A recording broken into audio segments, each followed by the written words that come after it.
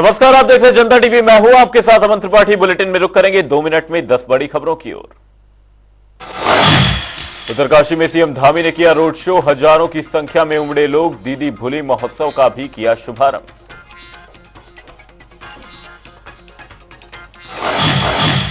22 जनवरी को रामलला की प्राण प्रतिष्ठा की तैयारियां जोरों पर। सीएम धामी ने की दीपोत्सव मनाने की अपील। कहा, प्रदेश भर में दीपोत्सव की तैयारियां जोरों पर।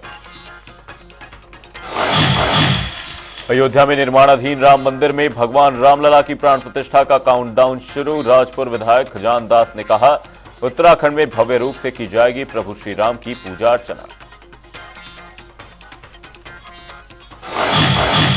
हल्द्वानी में विकसित भारत संकल्प यात्रा का आयोजन। केंद्रीय रक्षा राज्य मंत्री अजय भट्ट ने की शिरकत। केंद्र सरकार की योजनाओं को लेकर लोगों को दी जानकारी। वनंतरा रिजॉर्ट प्रकरण को लेकर कांग्रेस ने बीजेपी पर किया वार। बीजेपी प्रदेश अध्यक्ष महेंद्र भट्ट ने पलटवार कर कहा, मुद्दा विहीन है कांग्रेस, इसलिए उठा रही ऐसे मुद्दे। रुद्रपुर में 2 इंस्पेक्टर सहित 22 दरोगाओं का हुआ तबादला। एसएसपी मंजुनाथ टीसी ने किए तबादले। जल्द कार्यभार संभालने के निर्देश किए जारी। नैनीताल में ग्रामीणों में बाघ का आतंक पकड़े जाने के बाद भी कायम। आज भी लोग बाघ से भयभीत। कहा, जंगल में जाना खतरे से खाली नहीं। हल्द्वानी में कमिश्नर ने प्लास्टिक गोदाम में मारा छापा। 50 क्विंटल से अधिक प्रतिबंधित पॉलीथीन की बरामद। सिटी मजिस्ट्रेट और नगर आयुक्त रहे मौजूद। करोड़ों की डकैती मामले में पुलिस को मिली बड़ी कामयाबी। बिहार के पटना से 3 दिनों की ट्रांजिट रिमांड पर मास्टरमाइंड शशांक को लेकर आई देहरादून पुलिस। बीते साल नवंबर में 20 करोड़ की डकैती को दिया था अंजाम। हल्द्वानी में नैनीताल पुलिस ने रिकवर किए 266 मोबाइल। 44 लाख से अधिक की बताई जा रही कीमत। फरियादियों के चेहरे पर आई मुस्कान।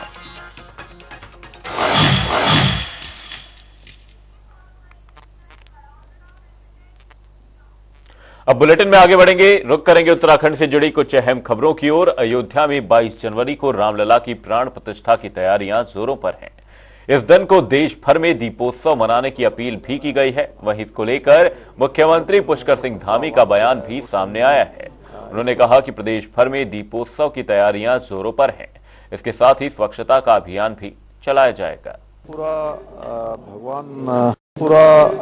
भगवान रामलला विराजमान हो रहे हैं। सब राममय हो रहा है और दीपोत्सव मनाया जा रहा है। हमारे प्रधानमंत्री जी ने पूरे भारत के लोगों को, सबको आह्वान किया है। वो स्वयं भी इस स्वच्छता के कार्यक्रम में शामिल होने वाले हैं।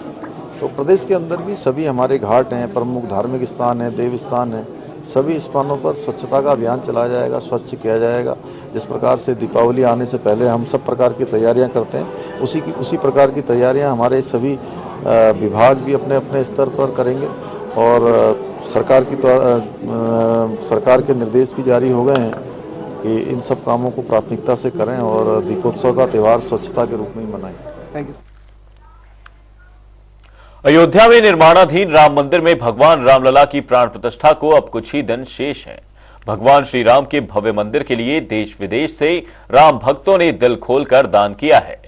वहीं देहरादून से राजपुर विधायक खजान दास ने कहा कि उत्तराखंड देवभूमि है। यहां पर भी हम प्रदेशवासियों के साथ मिलकर भव्य रूप से प्रभु श्री राम की पूजा अर्चना करेंगे। साथ ही उन्होंने कहा कि प्रभु श्री राम करीब 500 सालों की लंबी तपस्या के बाद अपने घर में पधारे हैं। देखिए, उत्तराखंड तो देवभूमि है। यहाँ पर देवताओं का वास है और भगवान राम अपने मंदिर पे प्रवेश करने जा रहे हैं 22 तारीख को। और ये दीपावली का त्यौहार होगा पूरे उत्तराखंड में नहीं, पूरे भारतवर्ष में, जब भगवान राम अपने गद्दी पर विराजमान होंगे। ये खुशी का माहौल है। 500 साल से हम इंतजार कर रहे थे कि कब राम आएंगे, कब राम आएंगे। वो राम 22 तारीख को आ रहे हैं। मैं धन्यवाद ज्ञापित करूंगा अपने देश के प्रधानमंत्री नरेंद्र मोदी जी का और उत्तर प्रदेश के मुख्यमंत्री आदरणीय योगी जी का और तमाम अधिकारियों का, जो लोग इसमें लगे हुए थे और जिन्होंने कोर्ट केस भी लड़ा और जो हमारे उस समय के एडवोकेट थे, जो जीत हासिल की, उनको लोग शुभकामनाएं और बहुत बधाई देना चाहता हूं। देश में होने वाले लोकसभा चुनाव को लेकर सभी पार्टियों ने अपनी कमर कस ली है। एक ओर जहां भाजपा में लगातार बैठकों का दौर जारी है, तो वहीं दूसरी ओर कांग्रेस ने 5 लोकसभा सीटों पर अपने क्षेत्रवार कोऑर्डिनेटरों की नियुक्ति की है। वहीं इस पर भाजपा के प्रदेश प्रवक्ता वीरेंद्र बिष्ट ने कांग्रेस पर तंज कसा है। उन्होंने कहा कि कांग्रेस सब चुनावी मोड में दिखाई दे रही है, ये सब काम बीजेपी पहले ही कर चुकी है। कांग्रेस पार्टी ने अपने लोकसभा के लिए पर्यवेक्षक नियुक्त किए हैं। कांग्रेस तो अब जाकर एक्टिव हो रही है, चुनाव मोड में है। भारतीय जनता पार्टी लगातार 24/7 जनता के बीच में रहती है। हमारे कार्यकर्ता बूथ स्तर पर, शक्ति केंद्र और मंडल स्तर पर लगातार जिले स्तर पर काम कर रहे हैं और हमारी जो तैयारियां हैं वो पूर्व से ही हैं और लगातार हम तैयारी कर रहे हैं। लोकसभा स्तर पर सभी विधानसभाओं में हमने प्रभारी संयोजक नियुक्त कर दिए हैं। लोकसभा स्तर पर हमारे पूर्णकालिक प्रभारी कार्यकर्ता काम कर रहे हैं। भारतीय जनता पार्टी 5 लोकसभा सीट जीतने वाली है और हम इस जीत की सफलता का जो अंतर है, हम 5 लाख से अधिक मतों से करना चाहते हैं। इसके लिए हमारी तैयारियां लगातार चल रही हैं और जनता के बीच में हम सरकार की योजनाओं को लेकर, सरकार के कामों को लेकर जा रहे हैं। जो हमारे लाभार्थी हैं उनसे हम मिल रहे हैं, संपर्क कर रहे हैं, संवाद कर रहे हैं। तो विभिन्न कार्यक्रम भारतीय जनता पार्टी के जनता के लिए समर्पित हैं। कांग्रेस तो अब अपनी फेस सेविंग के लिए ये सब दिखावा कर रही है। कांग्रेस कहीं जमीनी स्तर पर नहीं दिखाई दे रही है। जन जन तक केंद्र सरकार की योजनाओं को पहुंचाने के लिए विकसित भारत संकल्प यात्रा निकाली जा रही है। इसी कड़ी में हल्द्वानी में संकल्प यात्रा का आयोजन किया गया, जहां केंद्रीय रक्षा राज्य मंत्री अजय भट्ट ने मुख्य अतिथि के तौर पर शिरकत की। इस दौरान अजय भट्ट ने केंद्र सरकार की ओर से चलाई जा रही योजनाओं के बारे में आम जन को बताया। साथ ही उन्होंने ये भी कहा कि विकसित भारत की परिकल्पना तभी की जा सकती है जब देश के हर व्यक्ति को जन कल्याणकारी योजनाओं का लाभ मिलेगा।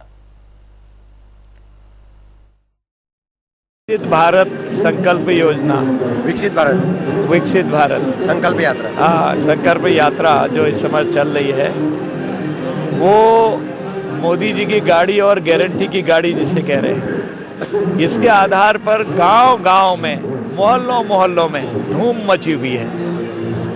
और मोदी जी ने कहा है मैं गारंटी लेता हूं हर एक की, आगे तो आओ, आपके लिए सब कुछ कर रखा है। मकान है, भवन है, फ्री राशन है, फ्री दवाई है और लोगों के लिए, बेरोजगारों के लिए रोजगार है, सारी चीज़ें। और गांव-गांव जाके हर योजना के बारे में बहुत विस्तार से हम लोग बता रहे हैं, हमारे अधिकारी लोग बता रहे हैं और लोगों को अपील भी कर रहे हैं। कुछ लोगों को पता नहीं था जो इस काम से लाभान्वित हो रहे हैं। आगामी लोकसभा चुनावों को लेकर सभी राजनीतिक पार्टियां अपनी अपनी तैयारियों में जुटी हैं। वहीं कांग्रेस की ओर से पूर्व कैबिनेट मंत्री और 3 बार के विधायक शूरवीर सिंह सजवान ने हरिद्वार लोकसभा सीट से 24 का चुनाव लड़ने की इच्छा जाहिर की है।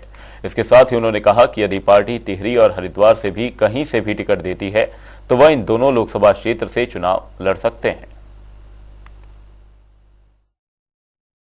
टिकट के बंटवारे के लेकर के किस पे मतभेद है? हमारे यहाँ तो कोई मतभेद होता ही नहीं है। जिसको टिकट दिया जाएगा सब हम उसके पीछे चल देंगे।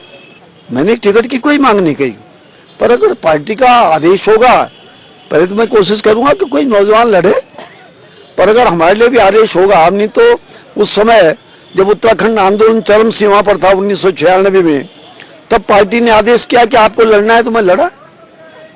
और जिस तरह नौजवानों ने उस समय साथ दिया, तो निसंदेह हम लोग हम तो पार्टी के आदेश के पीछे रहते हैं। कहाँ से सर टिकट की मांग?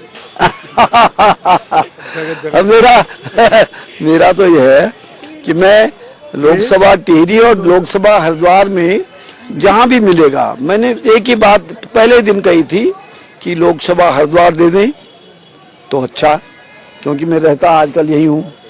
और लोकसभा टिहरी का हर व्यक्ति मुझे जानता है, वहाँ के घर घर में मेरा अपना व्यक्तिगत संबंध है। मैं राजनीति व्यक्तिगत संबंधों के आधार पर करता हूँ। मैं किसी पर को ये नहीं कि लोग जिस तरह से करते हैं धोखा देते हैं लोगों को। मैं राजनीतिक संबंध कम और व्यक्तिगत संबंध ज्यादा पर विश्वास करता हूँ। रुड़की में आगामी 21 जनवरी को भारतीय किसान यूनियन क्रांति की ओर से एक प्रदेश एक नियम की मांग को लेकर विशाल बाइक रैली का आयोजन किया जाएगा, जिसकी जिम्मेदारी भाकियू क्रांति विधि प्रकोष्ठ के नवनियुक्त प्रदेश अध्यक्ष मोहित चौधरी को सौंपी गई है। वहीं रुड़की कृषि मंडी समिति कार्यालय में एक प्रेस वार्ता के दौरान भाकियू क्रांति के राष्ट्रीय अध्यक्ष विकास सैनी ने आरोप लगाया कि एक प्रदेश में दो नियम नहीं चलेंगे, बल्कि एक प्रदेश में एक ही नियम लागू होना चाहिए, नहीं तो भाकियू क्रांति बड़े पैमाने पर आंदोलन करने के लिए मजबूर होगी। इसके साथ ही उन्होंने सरकार से जल्द 500 रुपए क्विंटल गन्ना मूल्य घोषित करने की मांग की।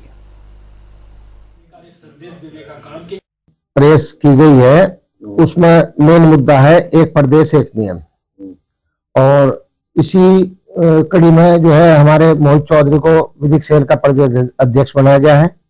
और जब तक ये एक प्रदेश एक नियम लागू नहीं होगा तब तक भारतीय किसान यूनियन क्रांति संघर्ष करती रहेगी, और आने वाले टाइम में इनका इस प्लेन में आना बंद कर दिया जाएगा, रास्ते दोनों बंद कर दिए जाएंगे। भारतीय किसान यूनियन क्रांति जो है 2,000 3,000 आदमी लेकर दोनों बॉर्डर थमेगी और प्लेन में आना इनका बंद कर दिया जाएगा। कुंभ क्षेत्र, अगर हरिद्वार में कुंभ क्षेत्र का क्या तात्पर्य है बताइए? जहां जरूरत है वहां कुंभ क्षेत्र ये बढ़ा नहीं रहे और जो है पहाड़ों में कुंभ क्षेत्र ले जा रहे हैं। दूसरी बात यह है कि प्लेन वाले के लिए कोई सब्सिडी नहीं है, पहाड़ वाले के लिए 80% सब्सिडी है। इस जो 25-25 हजार रुपए के अवैध चालान वसूली हो रही पुलिस के द्वारा, उसके लिए भी भारतीय किसान यूनियन क्रांति संघर्ष करेगी। एक प्रदेश एक नियम की मांग हमारी है, जिसे लेकर हम कई बार विधानसभाएं और कलेक्ट्रेट भी, तहसील भी हम घेराव कर चुके हैं, पर सरकार की के कान खुलने का नाम नहीं ले रहे। तो आने वाली 21 जनवरी में किसान मजदूर युवा पुत्र आक्रोश रैली, जो यहाँ से सब्जी मंडी से हजारों की संख्या में बाइक मोटरसाइकिलें इकट्ठी होंगी और युवा पुत्र सब इकट्ठे होंगे और यहाँ से एसडीएम को ज्ञापन देंगे। और ये हमारे मोहित चौधरी जी जो विधि सेल के आज प्रदेश अध्यक्ष बनाए गए हैं, इन्हीं के नेतृत्व में ये सब रहेगा, ये रैली रहेगी और सरकार के कान खोलने का काम करेगी और एक संदेश देने का पूरे भारत में और पूरे उत्तराखंड में एक संदेश देने का काम करेंगे कि हरिद्वार के साथ सौतेला व्यवहार हो रहा और इसे किसी भी कीमत पर भारतीय किसान यूनियन क्रांति बर्दाश्त नहीं करेगी। अल्मोड़ा के नवनियुक्त एसएसपी देवेंद्र पिंचा ने कार्यभार संभाला। वहीं उन्होंने आगामी लोकसभा चुनाव को चैलेंज बताते हुए शांतिपूर्ण ढंग से चुनाव संपन्न कराने की बात कही। इसके साथ ही उन्होंने लॉ एंड ऑर्डर, यातायात और नशे पर कार्रवाई करने की भी बात कही।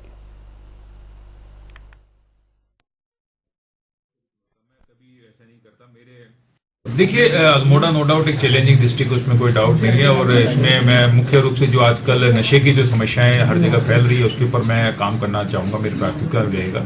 साथ साथ में यहाँ की जो ट्रैफिक की समस्या है, जो साइबर क्राइम्स आजकल जो बढ़ रहे हैं, वो भी मेरे जो कह सकते हैं कि अपनी प्रायोरिटीज़ के अंदर रहेंगे। इसके अलावा चूँकि निकट भविष्य में लोकसभा चुनाव है, वो तो नो डाउट सभी के लिए चैलेंजिंग है, तो उसको भी हमें पीसफुली कंडक्ट करवाना है, वो भी एक चुनौती रहेगी जिस पे मैं काम करूंगा, अभी से काम करना पड़ेगा। साथ साथ में क्योंकि लॉ एंड ऑर्डर और क्राइम में कंट्रोल ये हमारा ब्रेड एंड बटर है, इसके ऊपर हमें कह सकते हैं कि हमारा मेन आजीविका यही है, असली काम तो ये है ही, तो ये ऑब्वियसली हमेशा हमारी नज़र में रहेगा, तो ये मेरी को प्रायोरिटीज में रहेगा। रुद्रपुर पुलिस लाइन के परेड ग्राउंड में दीक्षांत समारोह का आयोजन किया गया। इस दौरान 99 नए रिक्रूट सिपाही फायर पुलिस की ट्रेनिंग पूरी कर फायर पुलिस का विधिवत हिस्सा बने। वहीं समारोह में नए प्रशिक्षित सिपाहियों ने परेड ग्राउंड में रंगारंग मार्च पास्ट कर सलामी दी, साथ ही देश सेवा और कर्तव्य निष्ठा की शपथ भी ली।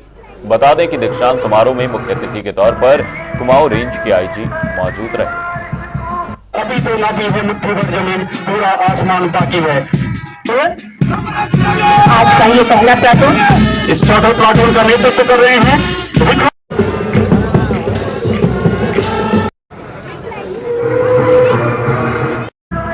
जो फायरमैन पुलिस में भर्ती वैन का जो बेसिक ट्रेनिंग था 6 महीने से थोड़ा सा ज्यादा का, ये आज पूरा हुआ है, जिसमें कि 99 रिक्रूट्स यहाँ से पास आउट हुए हैं और काफी अच्छे ढंग से इनकी ट्रेनिंग हुई है आज, जैसा आपने परेड में भी देखा होगा। और अब ये अपने फील्ड ट्रेनिंग के लिए चले गए। कोई अलावा पोस्टिंग तो बाद में होगी, अभी तो पहले ये फील्ड ट्रेनिंग के लिए जाते हैं। विभिन्न स्थानों पर, और एक बार जब पूर्ण इनका प्रशिक्षण हो जाएगा उसके बाद इनकी पोस्टिंग की जाएगी। उधम सिंह नगर में उत्तरायणी कौतिक मेला 2024 के लिए कुमाऊं सांस्कृतिक उत्थान मंच के कार्यकर्ताओं ने विधिवत भूमि पूजन किया। बता दें कि कुमाऊं सांस्कृतिक उत्थान मंच के तत्वाधान में मकर संक्रांति के पावन पर्व पर उत्तरायणी कौतिक मेले का आयोजन हर साल किया जाता है। इसी कड़ी में 12 जनवरी से 17 जनवरी तक उत्तरायणी कौतिक मेले का आयोजन किया जाएगा। हम हर प्रतिवर्ष ये मेला स्टार्ट होने से पहले शुभ मुहूर्त पर इस भूमि का पूजन करते हैं। यहाँ पर कोई भी जैसे रामलीला वगैरह में भी सबसे पहले पूजन करके उसकी ध्वजा फहराई जाती है, उसी प्रकार हम अपनी ध्वजा यहाँ लगाते हैं।